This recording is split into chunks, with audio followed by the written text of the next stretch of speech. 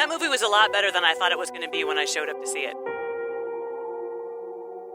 In the sequel, they do attempt, I think, to explain the time loop, which here they don't even bother with. Well, I much prefer that. I do too. I have to say, though, any time loop movie that doesn't start each day with you waking up to whatever song is on the radio, you've got to go higher in the countdown. Nice. There it is. There it is. Welcome, Fright Club Live. We are back at Gateway Film Center in Columbus, Ohio, which means we are full of beer and cheese curds, and we are ready to talk some horror and watch some horror. Welcome. She is Hope Madden. He's George Wolf. And we are from madwolf.com, and today we are talking about time loop horror. That's right. Say it again. Time loop horror as I pop my peas or try not to.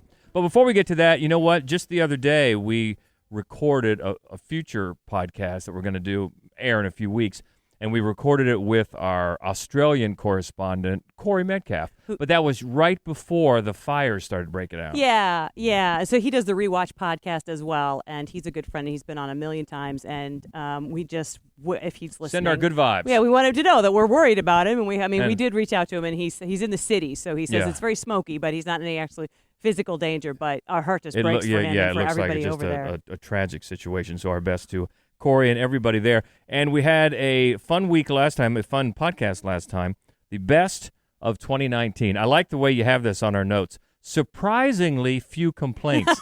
Surprisingly. That doesn't mean there weren't any complaints. There were surprisingly few. But that's all right. Anytime you're making lists, it's fun to argue. It's fun to say, oh, no, this should be on there or shouldn't be. This should be number one. So what kind of feedback did we get specifically? Well, one of the things, right, Mike watched Climax specifically because it was on the list. And I should point out that it almost wasn't. I preferred the movie In Fabric, and so I had that on instead, and George really disagreed with that, like in a big, big way. So he would have had Climax much higher on the list, but basically it had to go on there someplace because he is the co-host. So she throws a bone every now and then. So we dropped In Fabric, we put Climax on there, and Mike saw it, and it was funny because I feel like if you've seen it, you have the exact same kind of physical response to that film that you would have to Uncut Gems, where like by the end you're just like this, like, oh God, you're so hunched up and tense. You just need to like just do some yoga or something in a good way. Well, it was great feedback, and I'm glad he liked it. Yeah. And even though he said he was pretty much exhausted by the end, but it was great to hear from Mike. And also one that as soon as the podcast was put away and done, I thought, you know what we didn't mention in all of horror last year? We didn't mention the movie Bliss. Yes, we did not. Which a lot of people liked, actually a lot better than we did. Right. I mean, obviously, there were a lot of films that came out last year that we didn't mention because they were fine or because they weren't very good or whatever. And Bliss was that for me. It was fine. Right. It had a great, phenomenal central performance. That woman was so good. And a George Wendt cameo. Okay. That's right. But on the whole, it felt too much like a combination of a handful of films I've already seen a bunch of times. I didn't find it very fresh. Okay. But I think we're kind of the outliers there. Most people loved it. Yeah, from everything I'm seeing, most people really liked it. Anybody here have seen Bliss? Brandon loved it. Did you like? Okay, so there you go. So they both did. And actually, since we've talked last, our local film critics group here in Columbus that we're a part of, the Columbus Film Critics Association, we gave out our awards, and horror did not go unmentioned. That's right. Lupita won Best Performance by a Female, which was so outstanding. That is great. That is so awesome. Yeah, actually, we were really excited by the entire set, honestly. You know, often there are years where something happens, like Warhorse wins something. And you got to choke that down. But this year, I was really happy with like everything that got an award. I was really happy with the whole set. Yeah, I think I'm probably more happy with this year's winners than maybe ever. Yeah. Because in the past, I've loved the nominees, but maybe the winners wouldn't have been mine. This was probably as close to what I actually voted for, and that's really let's face it, that's what it's about. But no, it's always good to be a part of the group, and they Kafka. do a great job. Kafka, Columbus Film Critics Association. So great nominations and great acknowledgement of Lupita. That's right. Well deserved. And also our buds at the Fave 5 from Fans. Did I say that right? Yeah, I know. I always trip on it. Yeah. Like I read it, it's fine. When it comes out of my mouth, no, it doesn't happen. But that is it. And they actually, by the time this is live, they will have already put out their first podcast. So I'm excited to listen to it. It's going to be a top 5 just like ours. It's going to cover a lot of different kinds of genres of media, and we're just excited. We're excited to hear it. A top 5 just like ours. So are we suing? Are the Yeah, we like we made up the idea of a lists. top 5? That's right. No, that's great. That's so. I know they've been planning it for a while, Yes. so I'm glad they're into it. Off and running, so congrats to you. So let's ourselves get off and running because, as we always are in the Fright Club Lives, just got a little bit of a time crunch here. We got the movie to get to, and it's a good one as we talk time loop horror. And actually, as we were talking in happy hour, it kind of came up that maybe there aren't as many time loop horror movies as a big list doesn't always jump to mind like it does for you a lot of the times. Had to go searching for some of these. A little bit. I mean, there were a couple of movies that when I first came up with this topic, and again, this was one where I knew I wanted to show this film, and so I needed to find a good topic that the film, would fit on, a good topic for this movie, to highlight this movie. And there were a couple of movies that I thought would be on the list, and then when I rewatched them, I'm like, well, that's not really a time loop at all. Like that's really has nothing to do with this topic whatsoever, does it? No. So that's a problem. It was a problem. So anyway, and then a lot of the movies that I'd always wanted to see and I sat down to watch, they were just terrible. Mein Kampf was just fucking awful. There were a bunch of them. I'm like, ugh. And then it was so bad that I almost went with Bandersnatch. I'm like, oh my God, it's a made-for-Netflix movie. But that's fun to say. It is. The one thing about all these movies, you'll find that some of them have Keanu Reeves. No, wait, that was last month. That was last month. Oh, that was. Some of the time loops in these movies, some are much more evident than others. Yeah. Some are right out there in front, and some you're not really sure it's a time loop. You don't really know it's a time loop until, well, we're not going to spoil anything. But let's get going. Let's do it. You want to mention that? Well, you just mentioned a couple. Yeah, that, no. All right, so let's get into it. The first one from 2013. This is a teenager stuck in a time loop that is not quite the same each time. She must uncover the truth, but her actions have consequences to herself and others. This is Haunter. The man who lived here before you was named Edgar Mullins. He murdered all those girls over the years. I found this in the garage. It's how we connected. Hello? This is my house, Lisa! We can send this bastard to hell, but we have to do it together.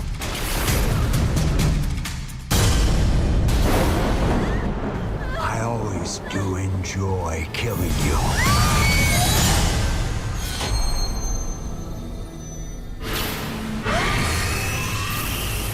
This is director Vincenzo Natali, and if you don't know the name, he did Cube, And Splice. which is all manner of effed up. Yeah. Splice. Cute. Oh, yeah. Oh, Cube, man. we have talked about a lot, Yes. is very inventive.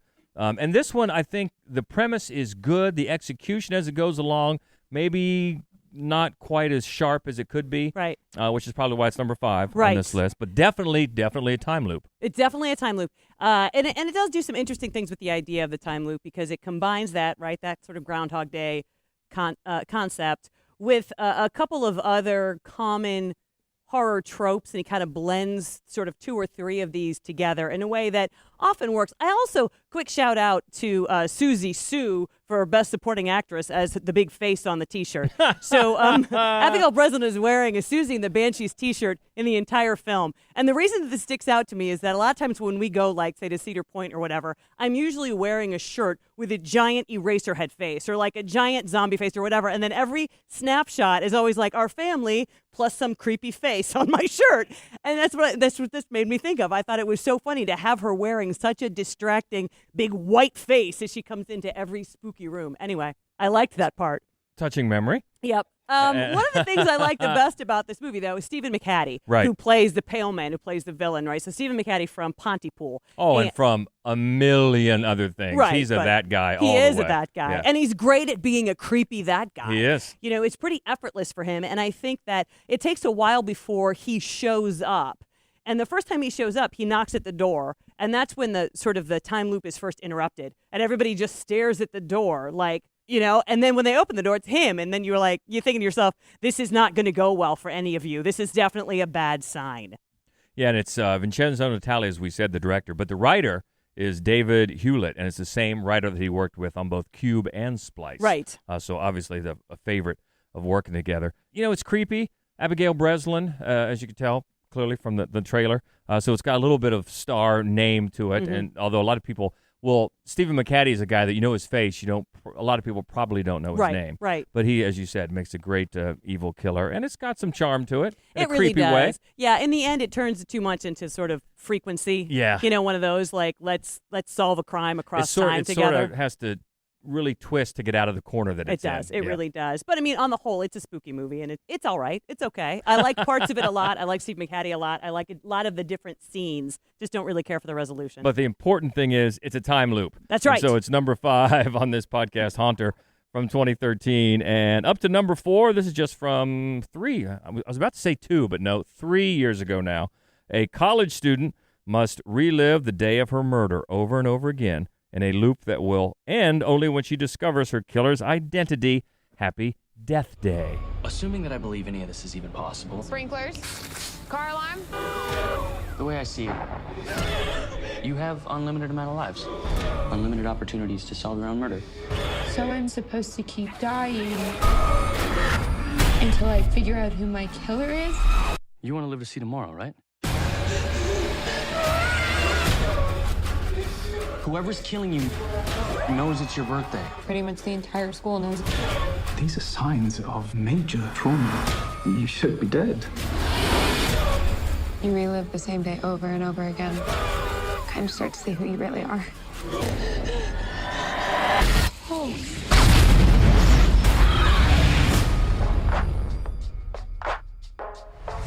That movie was a lot better than I thought it was going to be when I showed up to see it.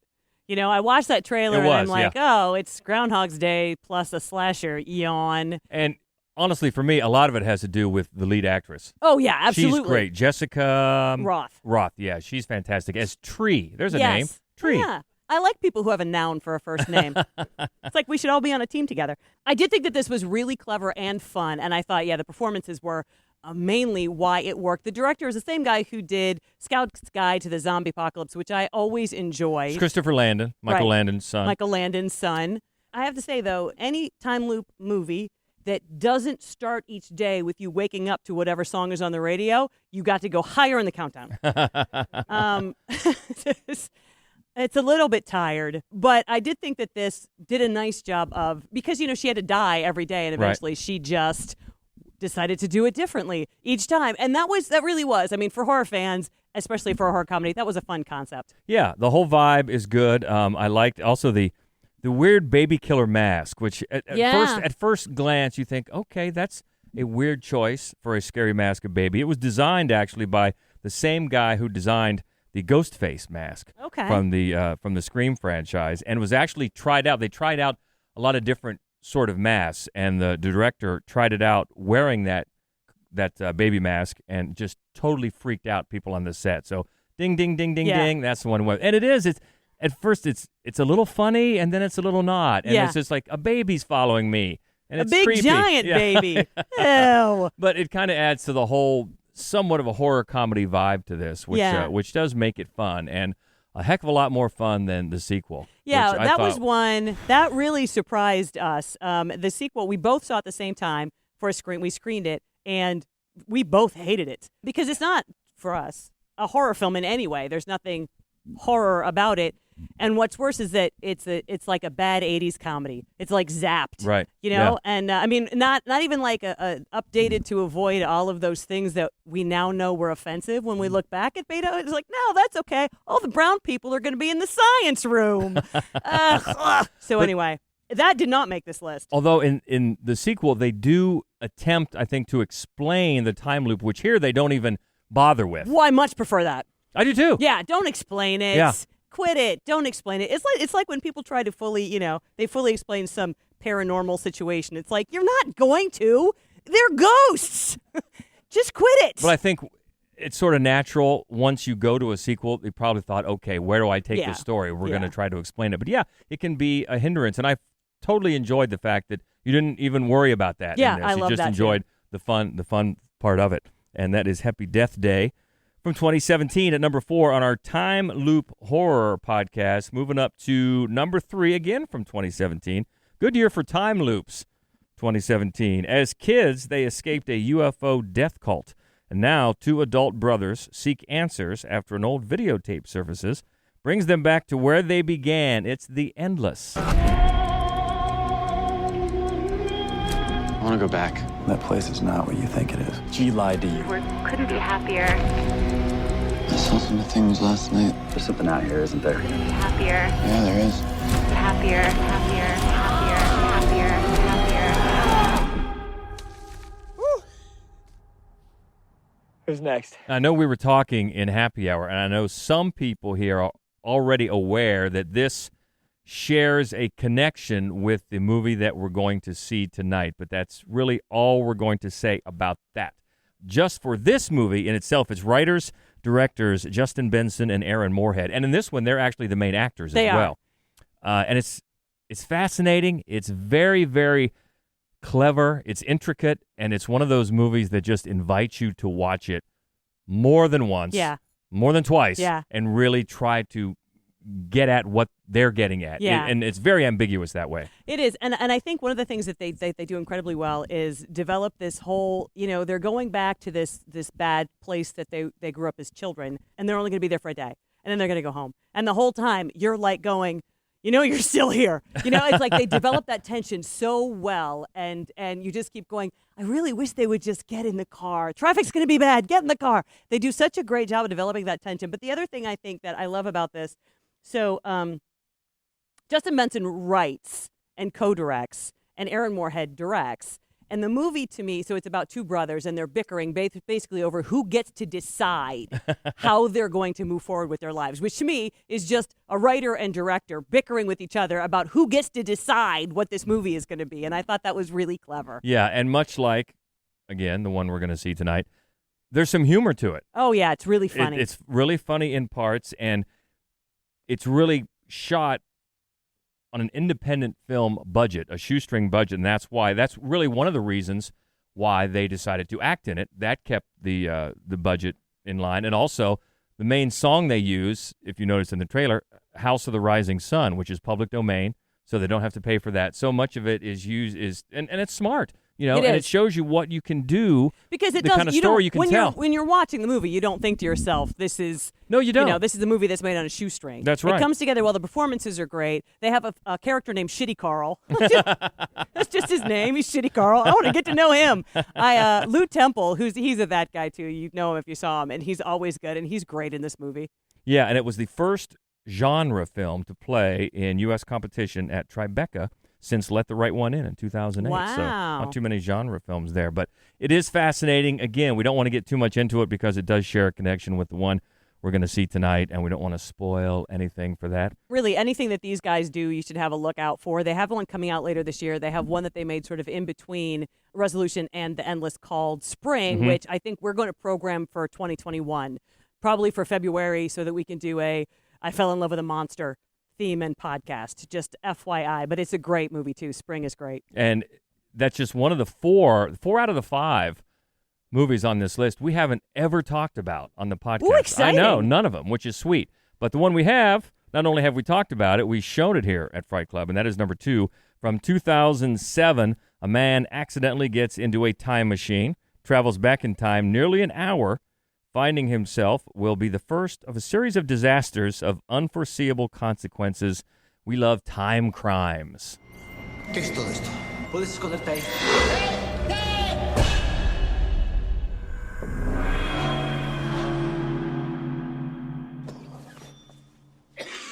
Nacho Vigalondo. Yes, He was great. that's a name. It is. It's a great name. And he made the one with Anne Hathaway a couple of years ago. Colossal Yeah, from a Colossal, few which years is- ago. yeah, He which is followed another- up Time Crimes with Colossal, which is nuts. Yeah. But really, really good. And this- that's a good way to describe this movie. It's yeah. nuts. but Yeah, and it's really, a lot of really fun. good. We showed it last year here as part of Fright Club. I think most, if not everybody, really liked it. Mhm.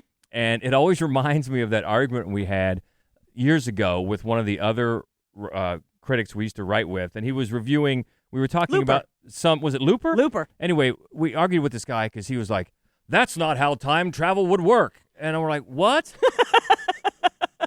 So I always remember that because what a maroon. this guy in this movie gets in so much trouble over just an hour. Yeah. And he just keeps thinking, I can fix it Oh, this yeah. time. If I go back and man, does he get in a world of hurt. And it's so fun and creepy to see it unfold. And also I love that there's a woman character that he comes in contact with who's wearing a T-shirt, speaking of T-shirts in movies, of Schrodinger's cat, which is just perfect Yes. for this movie because it just makes your brain hurt the more you try to think as this loop goes on. It's so enjoyable. Yeah, it is. It's a wild film, and it's more, I think, a sci-fi film than a horror film. But there are certain elements before you figure out why you're seeing them. They're incredibly creepy, like the pink gauze all over his head and the scissors. Yeah.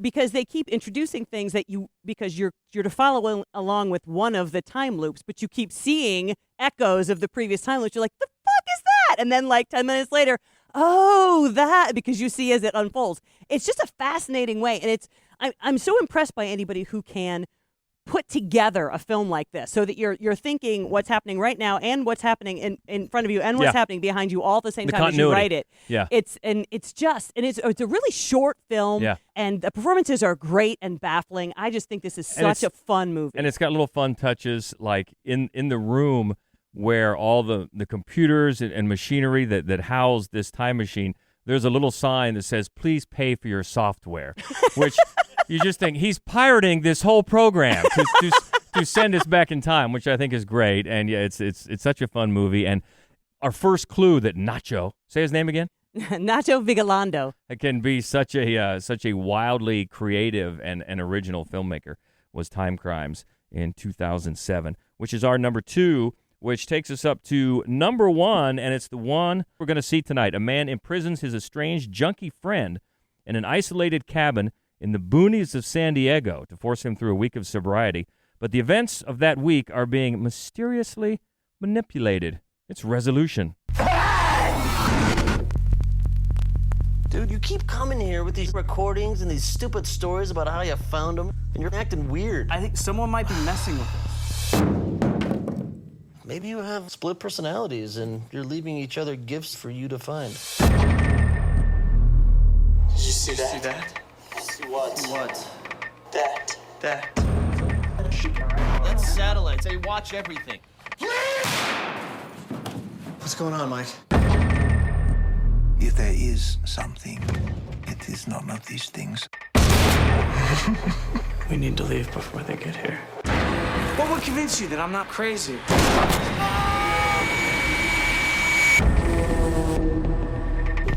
So, how many of you have seen Resolution? Okay, the majority it's a have good not. group that hasn't. That's exciting. That I is love very that. exciting. So as always, we'd love to get your reactions on tape here after the film. So you want to come down and give us your reactions. We would love to make you part of the podcast because this is another one that invites conversation. It's the same filmmakers as The Endless, the ones that we talk about. And Spring, Justin Benson and Aaron Moorhead. Exactly. We don't want to spoil anything at all. It's a wild movie. Come on in. That guy, he's the best. You're going to love him. Yeah, everything that happens is so nutty and brilliant, and it's just a really enjoyable, incredibly weird movie. Yeah, I remember I was assigned to review this back when we were writing for newspaper. Remember those? And I went in blind, knew nothing about it, and came out of it just blown away. Just loved it so much. I hope you're going to feel the same. So that's all we're going to say about that. But That's again, right. come down after. We'll get your reactions. 1 hour and 33 minutes later. The first thing that comes to mind talking about this is, all right, the time loop, which is one of those ones that is not as evident as the others that we've talked about. But without giving away too much, the other one that these guys did on this list that we've talked about, The Endless, explains more It does. about it. It does, yeah. It picks up a couple of the same characters. We actually get to meet Shitty Carl. But one of the things that I liked about this movie, because it is much less overt about the time loops, except that they get this weird media, and then they were like, okay, well, let's make that not be our future. And so I just like the way at the very end, it was like, okay, can we do it another way? Right. Which who knows what that really means? But I'm thinking to myself, let's just rewind. We're just going to do this whole thing all over again. And I just love the way, I like the ambiguous ending of it, but I just loved all the weirdness going on. And I love a lot of the scene transitions were like broken pieces of film. Yeah, a blip in the film. You do get to see the filmmakers, Justin and Aaron, they are two of the Celestial Messiah kids. With the turtlenecks and the that they meet up with. collar shirts. Yeah, It's and a then good they look. take the lead as the lead actors in The Endless, which again shares a connection with this movie that you get to, and it's a great aha moment. In The Endless. So I would much encourage you to check that one out if you enjoyed this one. But it's certainly ambiguous is the word that keeps coming to mind because there's a lot of different ways to. Obviously, addiction is a big theme of this film. Clearly, Storytelling. yeah, and your different ways to alter your future, your possible future, which is clearly what the one friend is trying to do with his friend and stop him from killing himself. Right. But it's weird. It gets a little while to get going. It's a slow burn. It builds up a little bit, and then, at least for me, I remember the first time I watched it. Once you started seeing those weird videos, well, then it had me from then because it was creepy and still funny because Chris is just funny throughout the whole thing. He's saying those, even in the midst of his drying out or what have you, he's consistently funny. And also just like every other character that they stumble across. I love that woman at the window never shows back up again. She's just scary as fuck, and then she's gone. Oh, yeah, they're just loonies. They come down sometimes. I mean, that was one of my favorite Mike moments when he wakes up in the because that's totally exactly what I imagine would happen to me if I were in a cabin somewhere. I'd wake up, there'd be some creepy lady just knocking on the window. I'll take her over Charles. Yeah, Charles is scary. I don't want anything to do with Charles. No. Thank you very much. For being in the boonies, there was an awful lot of people there, and there have been a lot of people there before them. And we're still not sure what happened to the two French photographers. Well, yeah. Remember, they hadn't been seen for 30 years. Yeah. Monster.